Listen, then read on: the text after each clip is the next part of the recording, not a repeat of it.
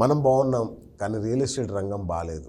తెలంగాణలో చాలా అంటే ఎన్నికలకు ముందు నాకు బాగా గుర్తు, కేటీఆర్ గారు ఒక మీటింగ్లో చెప్పారు, కాంగ్రెస్ అధికారంలోకి వస్తే రియల్ ఎస్టేట్ రంగం కుదేలవుతుంది, చాలా దారుణమైన సిచ్యువేషన్ చూస్తారు అని ఆయన ముందే హెచ్చరించారు. నిజంగా ఆయన హెచ్చరిక ఫలితమే ఇది అనుకోవచ్చా?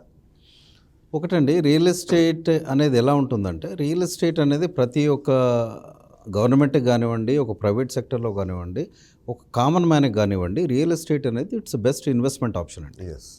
ప్రతి ఒక్కరు ఏం చేస్తారు, ఉన్న సేవింగ్స్లో కొంత గోల్డ్ కొనుక్కుంటారు, కొంత బ్యాంకులో పెట్టుకుంటారు, మిగతాది రియల్ ఎస్టేట్. గ్రోత్ యాంగిల్లో చూసినప్పుడు పెట్టుబడి ఎందుకు పెడతారు రియల్ ఎస్టేట్లో అంటే 1x 2x అవుతుంది, 2x 5x అవుతుంది, 5x 10x అవుతుంది. ఈ కారణంతో రియల్ ఎస్టేట్కి వస్తుంటారు. రియల్ ఎస్టేట్ అనేది ఇండియాలో the second largest employer in the country. Correct. IT sector తర్వాత real estate sector and even agriculture sector also. ఈ మూడు సెక్టర్సే బాగా గ్రోత్లో ఉంటాయి, ఎంప్లాయ్మెంట్ క్రియేట్ చేస్తాయి. చాలామంది ఇందులో ఎంప్లాయ్మెంట్ పొందుతుంటారు, రిటర్న్స్ పొందుతుంటారు. ఇప్పుడు వారు చెప్పిన పాయింట్ ఏంటంటే, ప్రీవియస్ గవర్నమెంట్లో బాగా నడిచింది వాస్తవం, 100 కోట్ల దాకా 100 కోట్ల దాకా ఎకరమని పోయింది. తర్వాత ఏంటి, రేట్లు పెరిగిపోయాయి.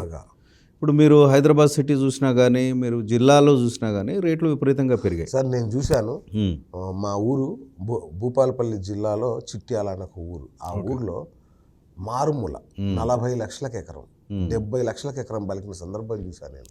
ఆశ్చర్యపోయాను నేను. ఇది బీఆర్ఎస్ ప్రభుత్వ హయాంలో. ఇప్పుడు అడిగేవాళ్ళు లేడు, అసలు కొనడానికి కూడా అడిగేవాళ్ళు లేరు. అంటే శ్రీనివాస్ గారు, ఎలా ఉంటుందంటే రియల్ ఎస్టేట్ అనేది అప్స్ అండ్ డౌన్స్ ఉంటాయండి. అప్స్ అండ్ డౌన్స్ ఎలా ఉంటాయంటే, ఇప్పుడు మీరు సస్టైన్డ్ గ్రోత్లో వెళ్ళారనుకోండి, ఒక ప్రోడక్ట్ ఉంది, ఇప్పుడు మీరు తీసుకున్నారు 5,000 రూపాయలు గజం తీసుకున్నారు, డౌన్ ద లైన్ 5 ఇయర్స్లో ఒక 20% 10% అప్రిషియేషన్ ఉన్నప్పుడు అదొక 6,000 6,500కి వెళ్ళినప్పుడు మీరేమనుకుంటారు, ఒక సస్టైన్డ్ గ్రోత్ ఉంది అనుకుంటారు.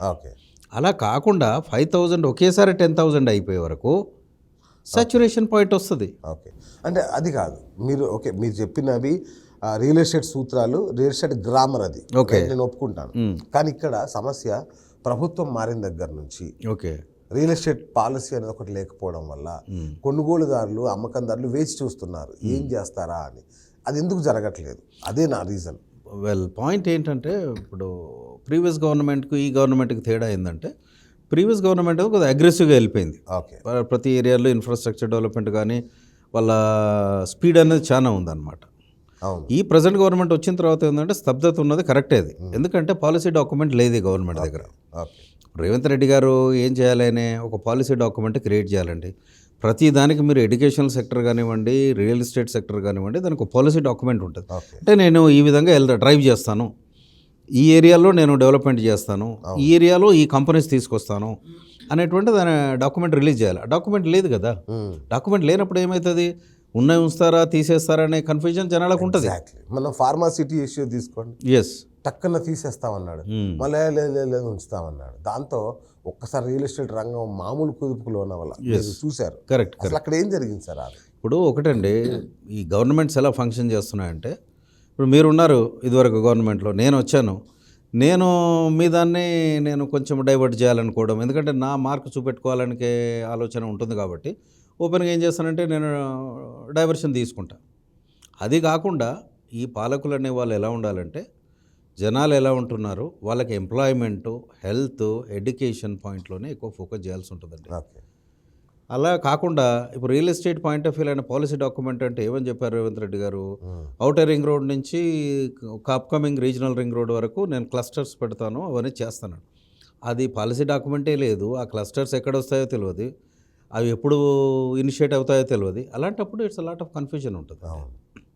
ఇప్పుడు ఏవైతే ఉన్నదాన్ని కనీసం ఇప్పుడు వచ్చిన గవర్నమెంట్కి నా సలహా ఏంటంటే, దాన్ని ఉన్నదాన్ని ఉన్నట్టుగానే చేసుకుంటూ వెళితే జనాలకు కొంత బెనిఫిట్ అవుతుంది తప్ప, ఈ కన్ఫ్యూజన్ క్రియేట్ చేస్తే ఏమవుతుందంటే, చాలా ఇన్వెస్టర్స్ కానివ్వండి, కొనేవాళ్ళు కానివ్వండి ఆలోచిస్తూ ఉంటారు, అరే ఆగుదాం 4 రోజులు, తొందర ఏమున్నది అనే ఆలోచనలో ఉంటారు.